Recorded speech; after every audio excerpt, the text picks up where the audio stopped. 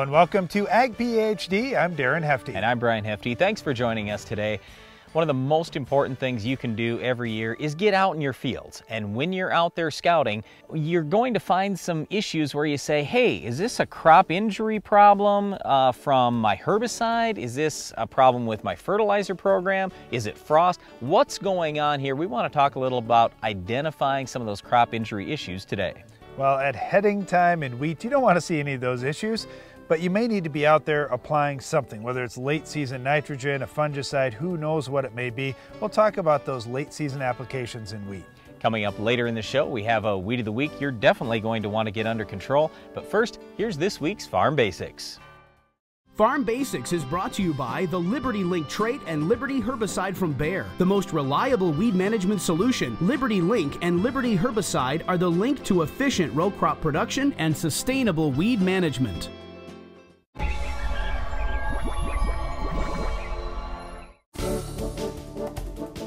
During our Farm Basics time today, we're going to talk about different maturities in terms of the seed that you plant. So for example, corn, we can have an early maturing corn and a late maturing corn. All right, so with any different type of plant that you may consider, maybe it's a plant for your garden or a plant for your field, there could be differences in maturities. Some get to harvest a little bit quicker than others. In corn, in the United States at least, this is represented by the maturity days or the day length of the corn. So a farmer may plant a 105-day corn or he may plant a 95-day corn. What does that really mean? Well, it means the 95-day corn is going to get to harvest roughly 10 days earlier than the 105-day corn, depending on what the weather does. What we see with corn is it takes about the same amount of heat units to get the corn up and out of the ground, regardless of what maturity of corn that it is. And it also takes roughly the same amount of time once the corn is actually made, so you have ears with fully developed kernels on them. It takes about the same amount of time for that to dry down. But in between there, we've got a little gap, especially between from about 3-leaf corn until tassel. That's where we really see a difference, where the early maturity corn really grows fast. Corn is a grass crop. With soybeans, that's a broadleaf crop. And how soybeans are going to mature is completely different than corn, at least in the indeterminate varieties. What happens with soybeans is their reproduction is triggered by the day length that we have. So in other words, if the days start getting shorter after June 21st, when day length does begin to decrease, that signals the plant, hey, I got to get started here on the reproductive phases. So I don't care if you planted May 1st, June 1st, even way back to April 1st, it doesn't make that much difference. Flowering is going to occur at about the same time. It doesn't matter, you know, if it's a group 0, if it's a group 2, it doesn't matter what the maturity is, doesn't matter the planting date. All of those beans are going to start the reproductive stage at about the same time. After that is when we start to see the difference there in terms of maturities. So the early maturing varieties are going to take fewer days to get ready for harvest than the late maturing varieties. So the big difference for farmers, well, there's a few big differences for farmers with longer season, or some would call them full season hybrids, versus early season or early maturing hybrids. One would be just the forgiveness for bad weather. So with 105-day compared to 95-day corn, for example, the 105-day, if we go for a stretch throughout the summer without moisture, that longer season corn seems to hang in there for quite a while longer, waiting for that moisture, where the early season corn just runs out of time and all of a sudden has to start making cuts. Maybe the ear's not quite as big around, or the ear's not quite as long. It's not going to put as many kernels on because it doesn't think it can make that many kernels in time, where that full season corn could wait a little bit longer and handle those stresses a little better. The other thing is disease tolerance. When we see longer season corns, many times they're bred for a southern environment where there's more humidity, more moisture, and frankly more disease pressure. Where if you're raising something, say, for northwest North Dakota, well, there's not much moisture, there's not a whole lot of disease pressure, and so they aren't really worried about certain diseases that we'll see in other parts of the country, like gray leaf spot or Goss's wilt. So when the seed corn companies are breeding those hybrids, they're not worried with looking for disease tolerance for things that never occur in that area. But here's where the problem really comes in. When it gets late, so this year, for example, there were many farmers that got delayed by moisture in certain areas of the country. They couldn't plant when they normally wanted to, so they switched to a later planting date, which means they also switched to an earlier maturing variety. And this is one of the things Darren and I debate about a little bit on the farm too, because in my experience, we've had a lot more problem with frost in the fall. The seed doesn't fully mature. That's a big deal for me. So I bump it back even more than Darren does. So for example, I might want to plant a soybean that's a group 00 even if we're planting in late June, where Darren might say, I want to plant a group 0 or maybe even an early group 1. In my experience, it's turned out a lot better to have the really early maturity. And for Darren, he prefers a bean that matures just a little bit later. So it all depends on what you get for a frost date in the fall. But anyway, today we just wanted to talk a little bit so you knew that there were all these different maturities really in all the different crops, and the farmer has to try to pick what's right for his area so it finishes on time for harvest, so it finishes maybe before the heat or before the rain, before the frost, whatever it is, whatever condition he has in his area, and he's going to make adjustments based on the season. Whether you plant early or you plant late, chances are you're going to be fighting weeds on the farm. We'll show you how to stop this tough weed later in the show.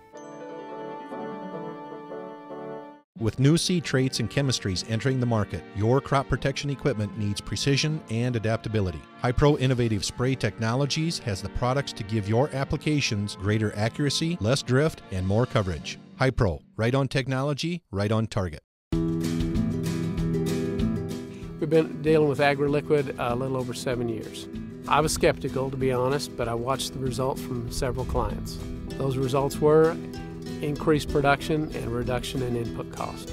With AgriLiquid, we saw an increase in the size of the initial root mass. For ranchers, that means forage production a lot quicker. AgriLiquid works. The bottom line is profitability.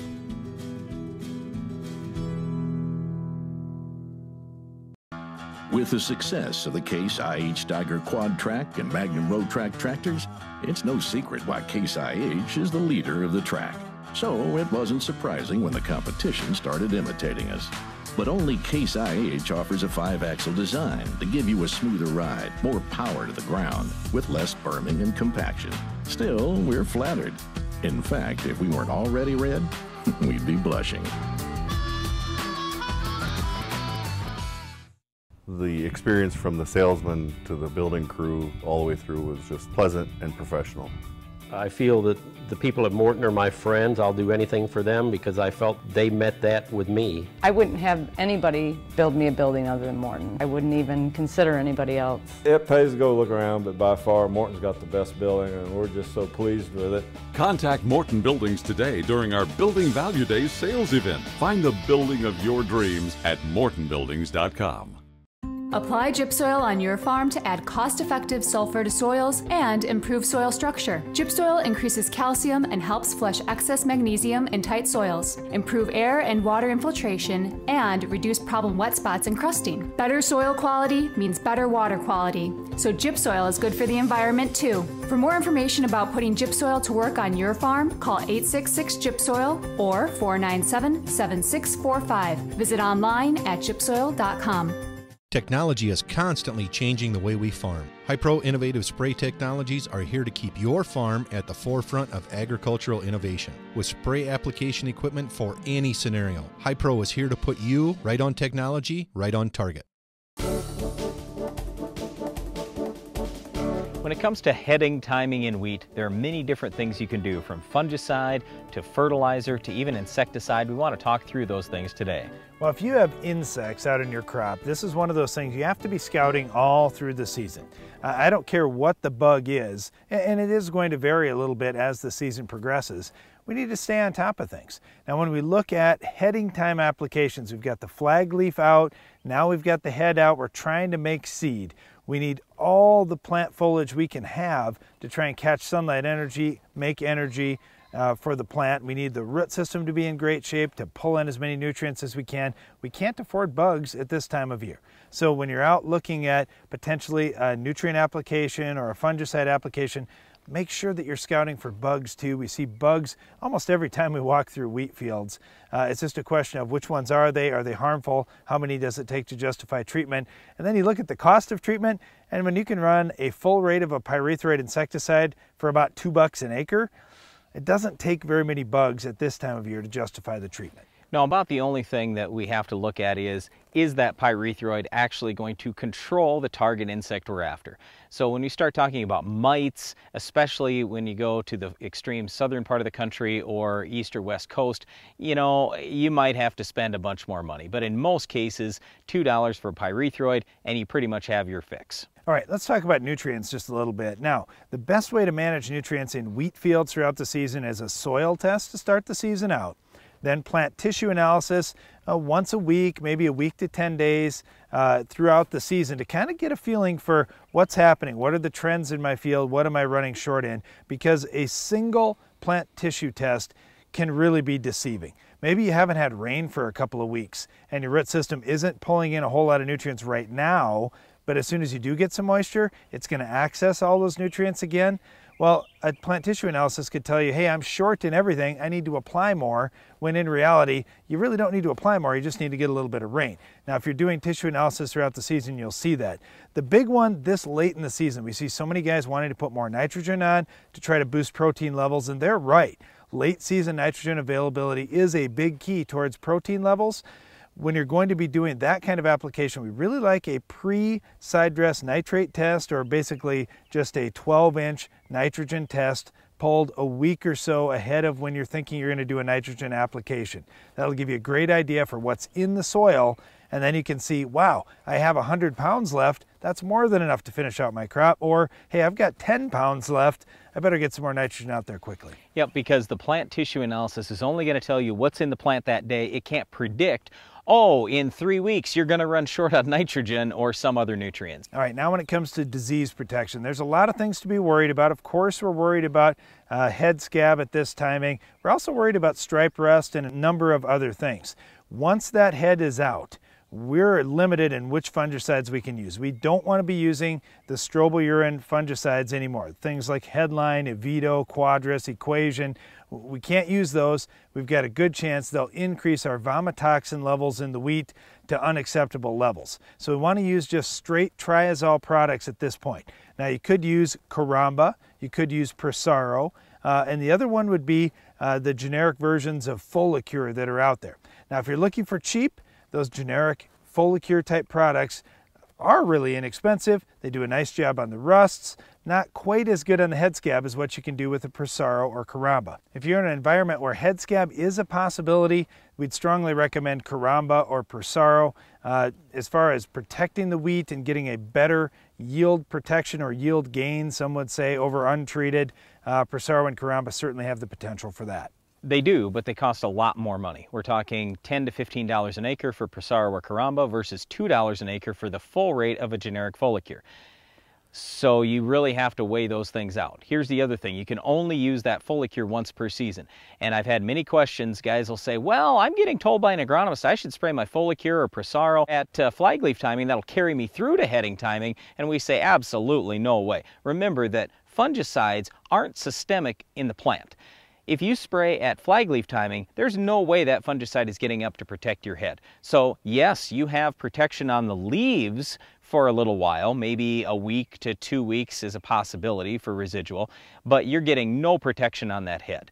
We really want protection on the head. That's incredibly important. So we really strongly encourage you, spray a different product. Do not use Folicure or Prosaro at that flag leaf timing. And really, these fungicide applications, they have to be on before you have a disease problem if you want them to be highly effective. So scouting for disease problems at this time, it's not in the equation. Hey, the head's out, we're at 10 to 15% bloom, it's time to spray. You're either going to spray or you're not going to spray. You have to make that decision for your farm. With insecticide, definitely scout. If you see bugs, control them. If you don't see bugs, don't be throwing an insecticide in there. And then when it comes to nutrients, we'd really like to see a soil test to determine where we're at for nitrogen levels and if that additional nitrogen is going to help. A lot of times we hear guys saying, well, I put nitrogen on last year, it didn't help me. Hey, did you need nitrogen? Maybe you already had plenty out there and it was something else that was your yield limiting factor. So do some testing ahead of time to make the right nutrient call. Well, at heading timing, it's probably a little late to control weeds, but nevertheless, we're going to talk about our Weed of the Week and how you can control it earlier in the season in your wheat crop.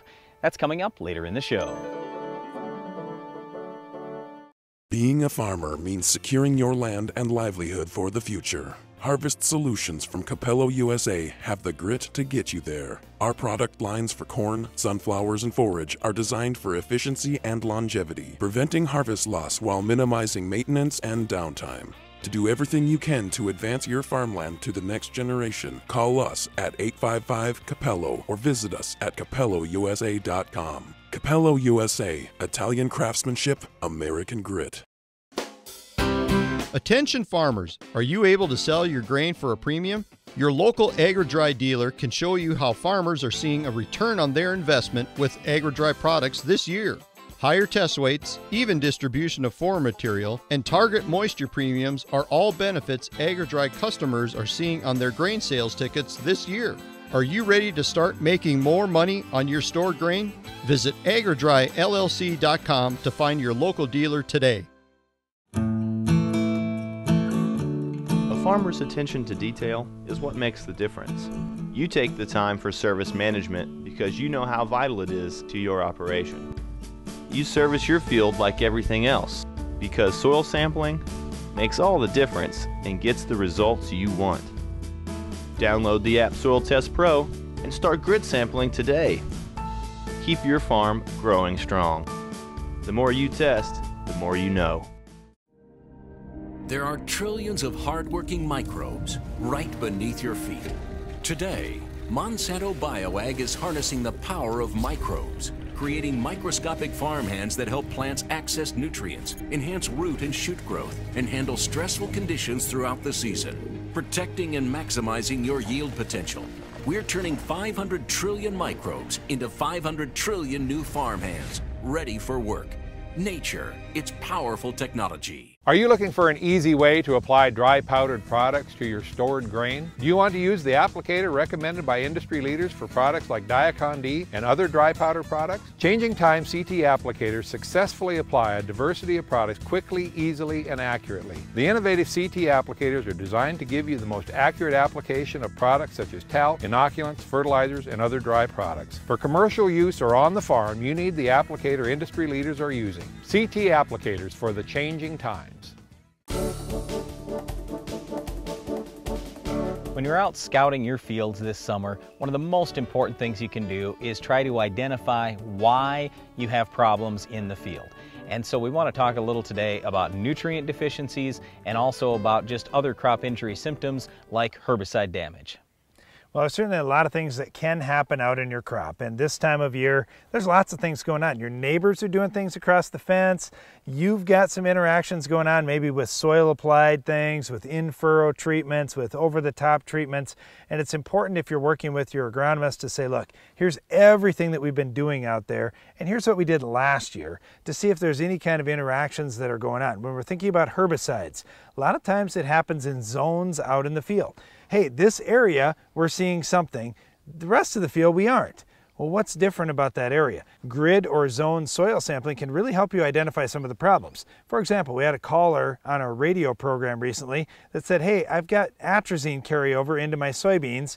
How do I know for sure that it's it? Because I thought it was iron deficiency chlorosis. My neighbor thinks it's atrazine carryover. What really is it?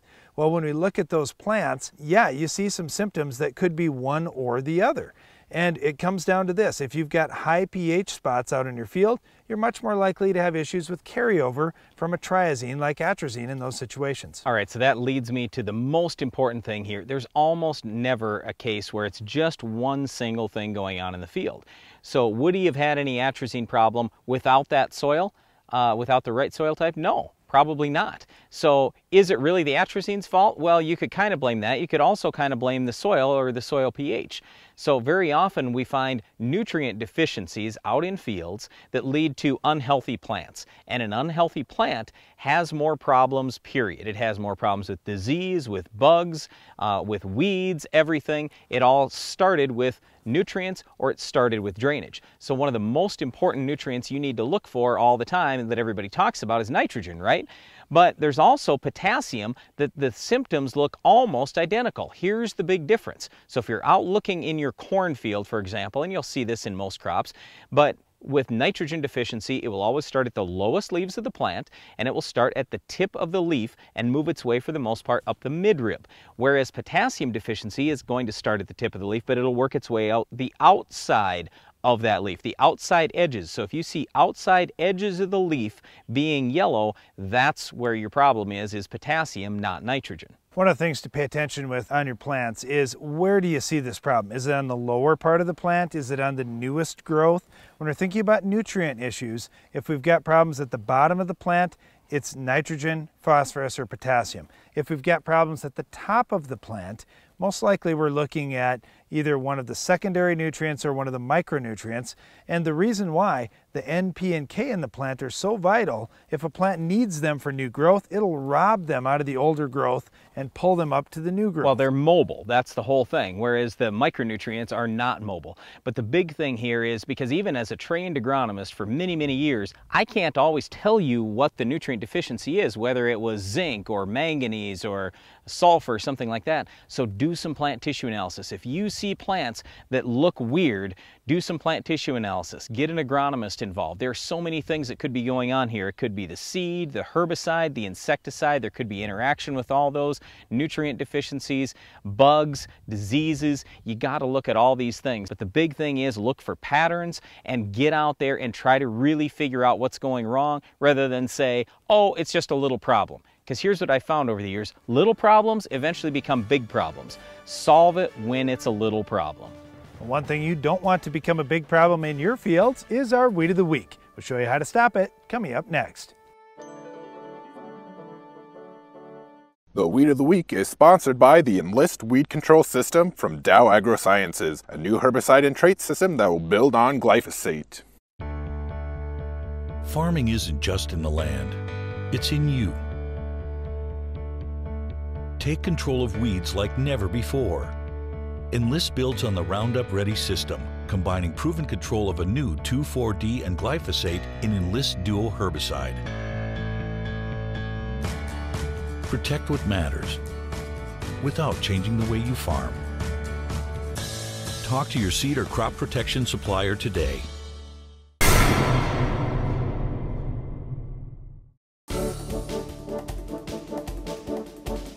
Our weed of the week is crabgrass. Now, we realize there are some different species of crabgrass, but we're just going to talk about crabgrass in general. It's mainly a problem in lawns, but we'll talk about it a little bit in crop as well. When I think about crabgrass, the big keys for me are it's an annual weed. It's typically a warm season grass, so it comes up a little bit later in the season, and it comes up about the same time we see lilacs blooming in our area. It takes about the same amount of heat to get both things to happen. To get great control on it in lawns, I like drive, and I like to get out there early. I want to be out there before I see those blooms on the lilacs just a little bit, because we've got pretty good soil activity out of drive, and if we happen to get crabgrass up and tillered, it gets really difficult to control. In crop, in soybeans, start with one of the yellows, Treflan, Sonalan, or Prowl down, follow post-emerge with just about any one of the grass killers, and Roundup is good on it too. It's just that it's probably going to take a higher than normal rate of Roundup. You can't get by with a reduced rate like you can on some of the foxtails.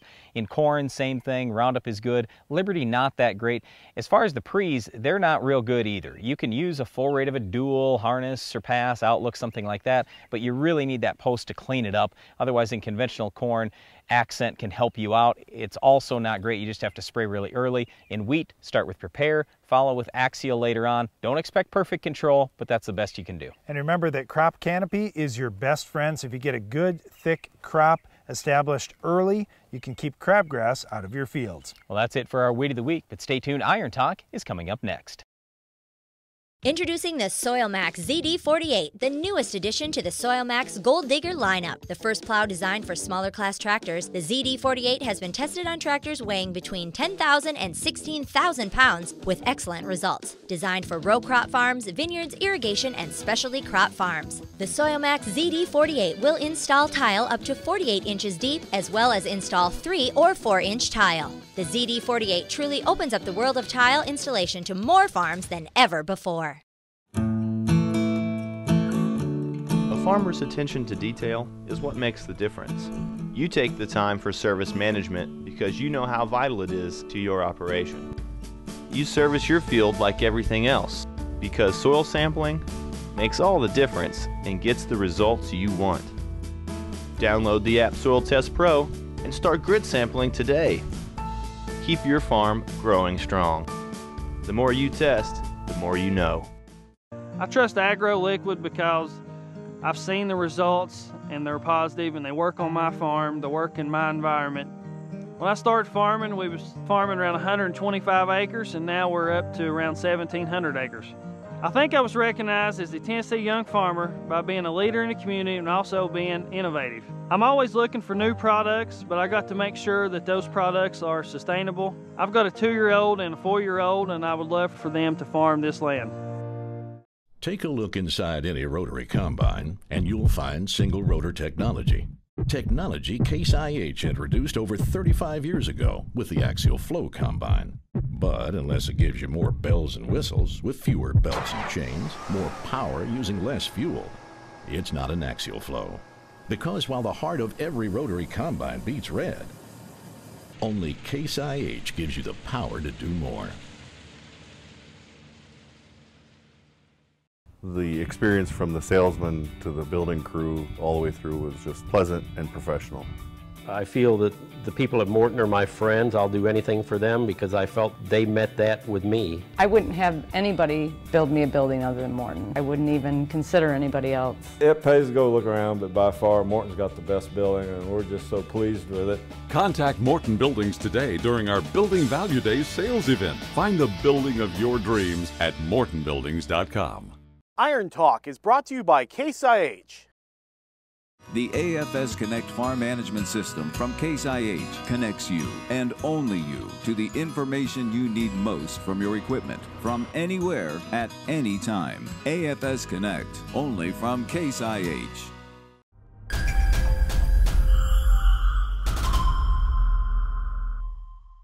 Will my spray work differently in the morning versus the afternoon versus the evening? The answer is that it can and often does. We'll explain how to manage that in today's Iron Talk. On our farm, we're looking for a day that isn't windy, has no chance of rain, is sunny, warm, has all the crop and weeds growing actively, and falls in the middle of the week if possible. How many of those days do we actually get on our farms each year? Well, we get 2 or 3 of them each year the way it seems, and after that we're searching for just a few hours here and there that we can knock out some acres until the next couple of hours of suitable weather. Wind seems to be one of those things that's certain to be a problem, and because of that our operation, and likely yours as well, has been spraying many of the acres either in the early mornings or later into the evenings. There are a few challenges though to watch out for. Today we'll talk about moisture. Moisture is critical, and I'm not just speaking about the chance of rain. You also have to look at dew. If all the plants are dewy in the morning, you need to wait to spray until the dew is burned off. Otherwise, adding more water droplets to those already wet leaves will just cause all the moisture to run off, or if not, your spray solution will be diluted that much more. The other thing, especially in the evenings, is that spraying too late in the day may cause the spray droplets not to dry on the leaf,